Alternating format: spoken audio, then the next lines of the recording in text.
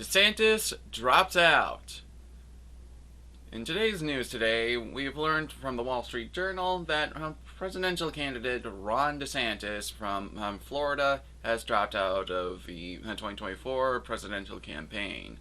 We will read the news article here from the Wall Street Journal on what information is presented to us. Ron DeSantis drops out of the 2024 presidential race, endorses Trump. Manchester, New Hampshire. Ron DeSantis ended his presidential bid, a crushing defeat for a figure who once represented the strongest hope for Republicans wanting to move past Donald Trump, but one who misread the former president's durability, overestimated his own political skill, and struggled through reboot after reboot. The Florida governor withdrew on Sunday and endorsed Trump, 2 days before New Hampshire voters were poised to hand Trump another primary win.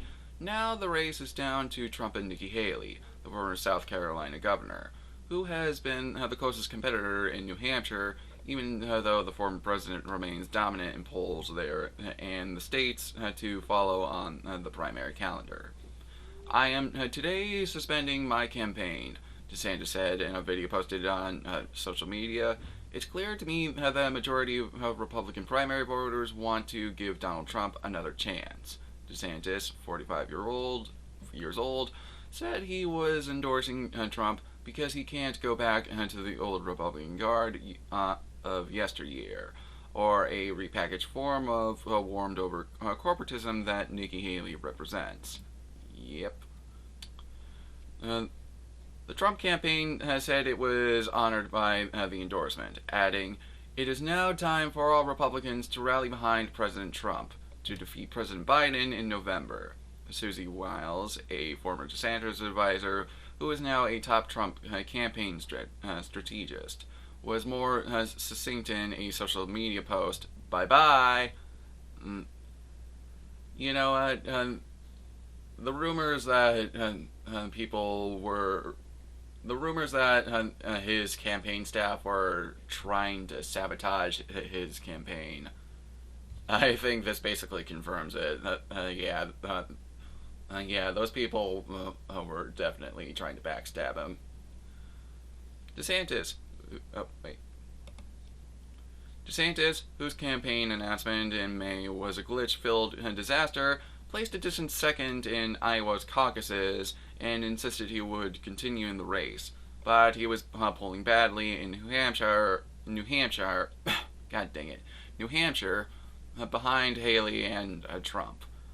The support DeSantis was drawing in November in New Hampshire will likely go to Trump, widening his lead. Another decisive victory here for the former president, who could make him nearly impossible to stop. Trump is performing strongly in South Carolina, which holds its primary February 24th.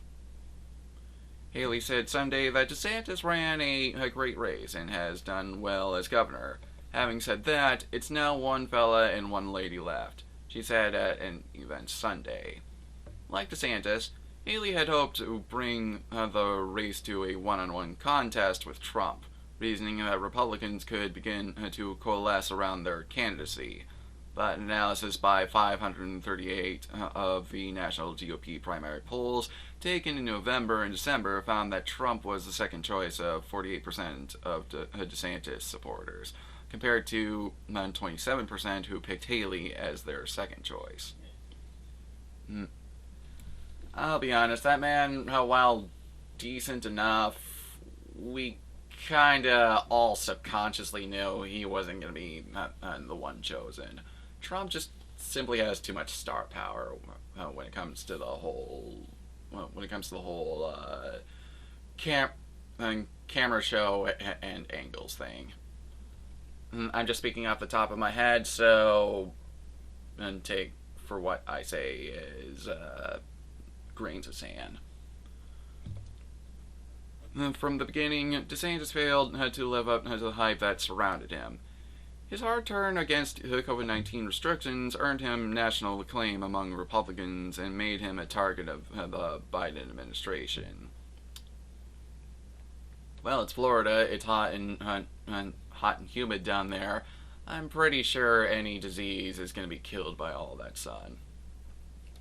DeSantis won re-election in a landslide in November 2022, portraying himself as a rare GOP winner in an otherwise disappointing midterm season.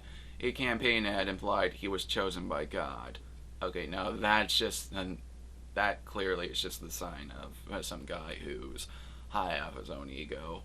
I'm sorry, I don't mean to denunciate him or his supporters, but that's just plain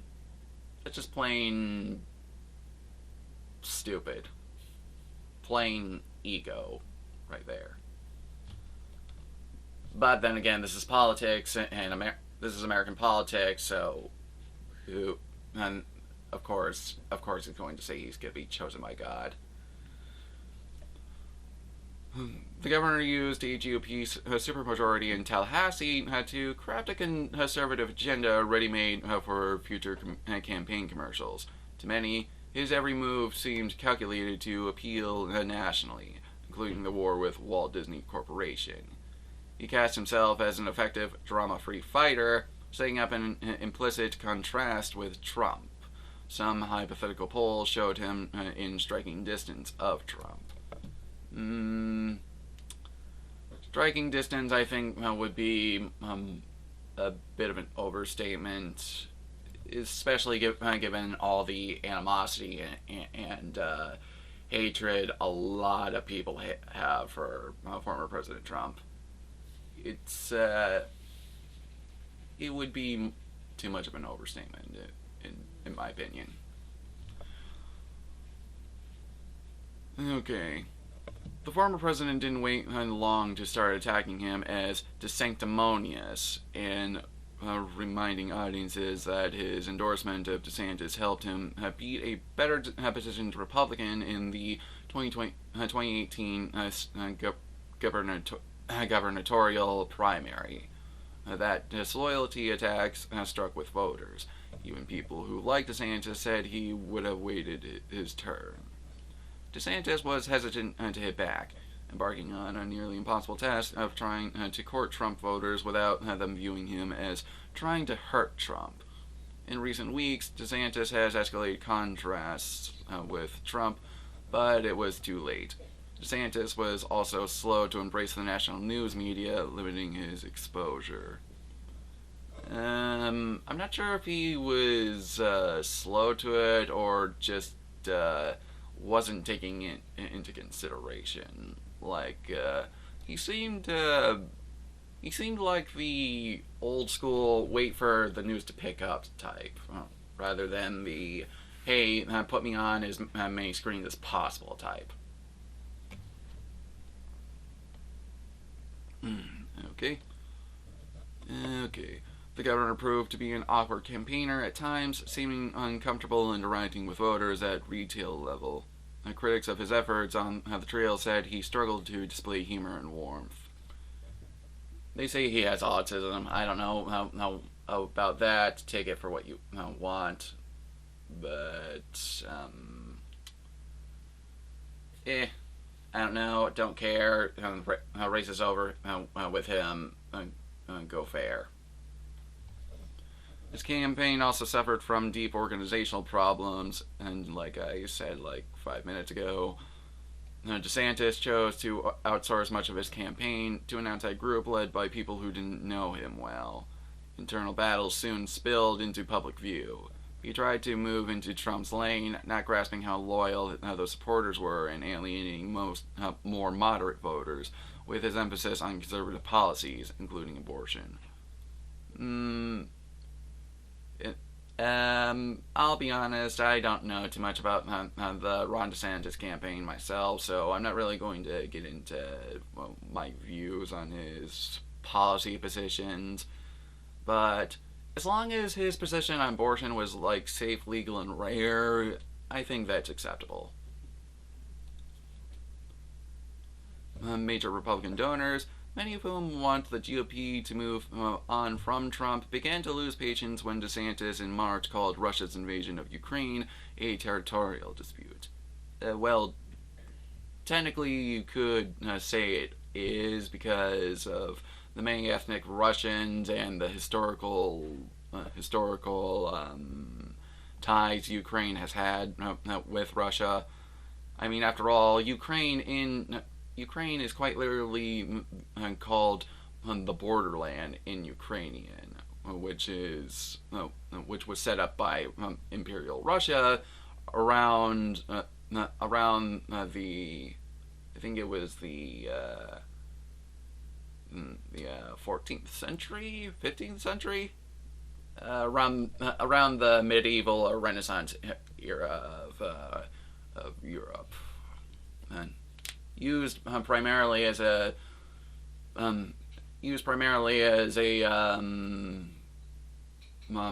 border territory to separate them from, I'm pretty sure, the Ottoman Empire. I think. I don't know too much about Eastern European history, so literally I'm just speaking out of my butt right here. So, sorry if I offended so many historian nerds. My bad. The DeSantis team drew more negative attention when it distributed a bizarre video with images of muscular men and drag queens, characterizing Trump as soft on LGBTQ issues. Dude, Trump is literally the first president to unfurl a rainbow flag on TV. I'm pretty sure he's not soft on it. His campaign burned through tens of millions of dollars only to move backwards in the polls, and political action committees spent nearly $60 million advertising on his behalf. $60 million? My God, that man did so terrible. If he spent half of $100 million, more than half than $100 million. My God, this guy. My God, you can't literally screw up more bad than that. My God. Alright. According to Ad Impact, allies and detractors alike say DeSantis failed to offer an optimistic message, laboring to outflank others in the cultural wars. It's culture war. I guess cultural wars. Maybe. Well, whatever. My view on his position when it comes to the culture wars is the guy was too middle of the road. It's more like the guy was driving down the highway and the guy was in the center lane, driving fast, not really paying attention to any of the roadside attractions or any of the exit points. Seeing how curved or convoluted their designs actually were to off-roaders trying to get off a highway. That's my view on it, but yeah. Alright. It's like a case study on how to run for president, I mean. Said Terry Sullivan, a Republican consultant who managed Florida Senator Marco Rubio's 2016 campaign. DeSantis wasn't the only Republican who saw Trump as vulnerable. Excuse me. At one point in the race, more than a dozen candidates were vying for the nomination. Then came the wave of investigations and indictments against the former president, issues that could yet derail him in the general election. But they only solidified Trump's support within the Republican Party. And then they came out with so many things that they said that they got Trump on, and almost none of them actually were ever proven true or saw the light of day. Makes you wonder just how competent most of these people actually are, especially when it comes to spreading rumors on the internet age. Really, I think the vast majority of everything they say they have against President Trump is pretty much fake And despite how brash and pompous that man can be, I'm pretty sure he's innocent. Indecent, but innocent. That's how I put it. Alright. DeSantis got better as the campaign wore on, delivering strong debate performances and showing his work ethic as he barnstormed Iowa. Barnstormed, huh? I've never heard of that word before. Alright. He now returns to Tallahassee with more than 2 years left in his term and a wide open 2028 presidential election to ponder. I mean, if he goes up against a more milder candidate in 2024, then yeah, he'll probably have a good chance, but not against someone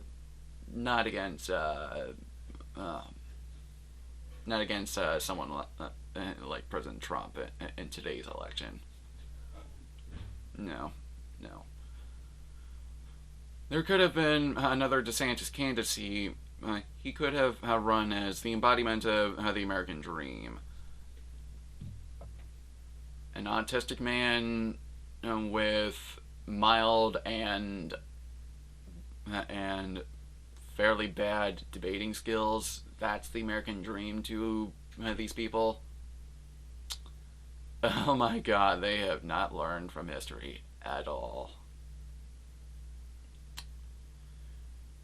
A middle-class kid who had made it to Harvard and Yale, served in the military, was a teacher, said Stuart Stevens, a veteran GOP strategist and Trump critic. That's a guy who celebrates America and opportunity and wants to expand those opportunities. That DeSantis is likable and electable. Well, yeah, if you focus on those aspects, he's likable and electable, but, how do I put it? He's only electable he's only good or electable to a certain audience, as in the audience of people who don't really pay a whole lot of attention.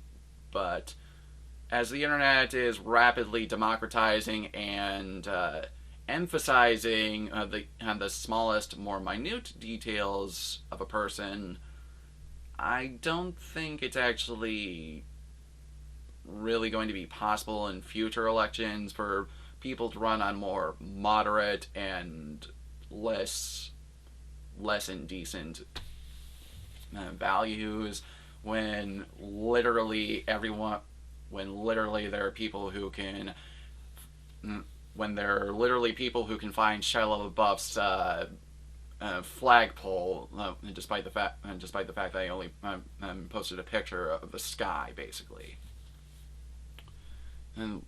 But long story short about what that example was about,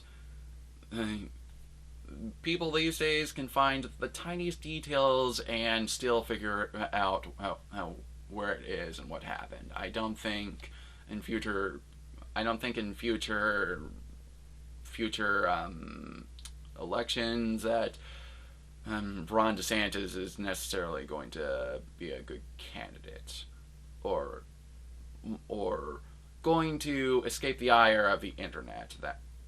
That's all I'm going to say on it. Okay. Added Stevens, instead he ran on anger. I don't really think he ran on anger, more so he ran on emotion. Alright. Jim McConnell, 77, a retired commodity trader from Swansea, New Hampshire, said DeSantis made some mistakes. He didn't start his campaign early enough, and he wasn't sufficiently forceful about Trump, said McConnell, who showed up to DeSantis Friday in Nashua? I'm gonna go with Nashua. Tom Barrett, a 58-year-old Florida resident who was at the event, was more forgiving and said he hopes DeSantis will look to run again in 2028. The public has a short memory, he said, of the stumbles. I don't know if he did anything wrong, but the Trump juggernaut took took hold. Right to Alex Leary at. Okay, no, I'm not gonna read that. Okay, well, my thoughts on the DeSantis campaign compared to the Trump campaign is that the DeSantis campaign, while there, was not really exactly formidable. Like, the guy cared. The guy was more focused on the debate and the policy, even though very clearly in current American culture, it's almost all always about the camera show. I wouldn't say almost always, but it's a very heavy factor in it. You don't really expect to succeed when you don't have a whole lot of press attention, especially since social media and viral videos, or basically sites like YouTube and Daily Motion and Rumble basically force people to see that kind of action. If you're relying too much on traditional cable TV, which a vast majority of the younger population, including people ages 40 and below, are increasingly losing interest in favor of streaming television, I'm pretty sure that the DeSantis campaign. I'm pretty sure by that point the DeSantis campaign was screwed. Just put it simply, Ron DeSantis. I don't think he kept up with the technological times as it was, and flunked out. All right. Well, thank you all for listening to me talk about this. Have a good day. Goodbye.